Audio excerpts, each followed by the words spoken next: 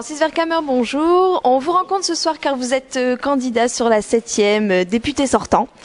J'aimerais que d'abord vous vous représentiez, voilà, vous expliquiez aux Roubaisiens qui vous êtes, d'où vous venez et puis votre parcours politique. Oui, alors je suis Francis Vercamer, je suis maire de Hem depuis 1998, député depuis 2002 de la 7e circonscription, qui a un peu changé mais qui en gros regroupe le sud de l'agglomération roubaisienne. J'étais pendant les 10 ans membre de la commission des affaires sociales à l'Assemblée nationale et ce dernier mandat j'étais même secrétaire de la commission des affaires européennes. Rapidement, quel bilan vous faites de votre mandat ? Alors, je pense que j'ai fait bouger beaucoup de choses. Vous savez, la rénovation urbaine, la politique intercommunale dans les petites communes, la pénibilité au travail dans les retraites, les maisons de l'emploi, la réforme de la formation professionnelle, la réforme de la médecine du travail, la médecine. Enfin, il y a un certain nombre, j'ai pas tout en tête là qui vient à l'esprit, mais j'ai fait avancer beaucoup de choses parce que je suis très impliqué dans les affaires sociales et j'ai une voix qui porte à l'Assemblée nationale. J'ai d'ailleurs fait beaucoup avancer l'économie sociale et solidaire puisque j'ai fait un rapport qui va servir à faire un projet de loi cadre dans le cadre de cette nouvelle législature puisque le nouveau ministre me l'a confirmé. Pourquoi vous avez souhaité vous représenter ? Bien, je pense qu'il reste encore pas mal de choses à faire. D'abord parce que nos communes ont besoin d'avoir une voix forte pour les représenter à l'Assemblée nationale, quelqu'un qui ose, qui n'est pas inféodé à tel ou tel parti, même si je suis engagé politiquement, mais qui est un peu libre de dire ce qu'il pense et qui sait ce qu'il veut et qui arrive à décider les uns et les autres et qui aussi arrive à fédérer autour de lui.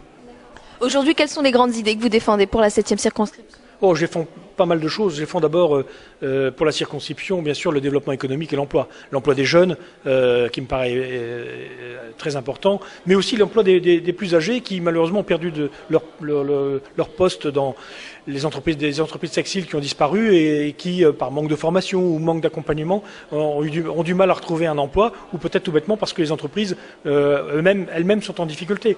Donc il est très important de faire de l'action de redéveloppement économique et notamment de l'investissement dans le haut débit dans notre secteur une des priorités. Mais c'est pas la seule. La seconde priorité, c'est bien sûr de la cohésion sociale, c'est-à-dire continuer la politique de rénovation urbaine, de réimplantation de services dans les quartiers, de commerce, de lien social, de créer le lien social. Et c'est pour ça que l'économie sociale et solidaire que j'ai défendue est un de mes atouts dans cette rénovation urbaine.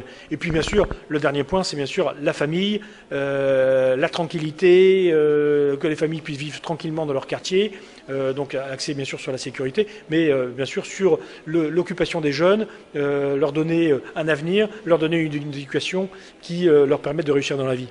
Comment vous pensez faire la différence par rapport aux candidats de gauche ? Je pense que déjà, vous savez, moi j'ai pas besoin de faire mes preuves.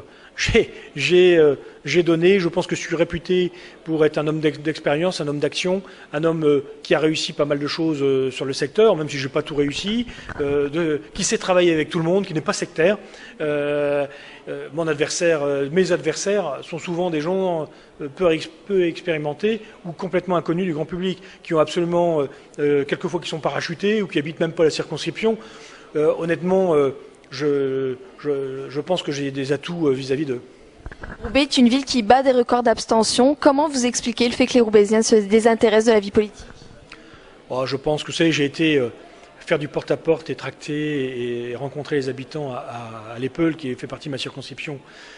J'ai discuté avec les commerçants, avec les habitants, qui sont d'ailleurs très sympas et qui ne méritent pas l'image qu'on leur donne.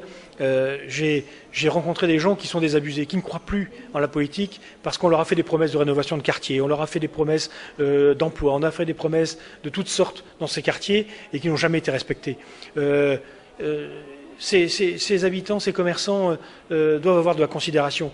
Quand je suis passé dans un certain commerce, ils m'ont dit « mais on n'a jamais vu un élu dans notre commerce ».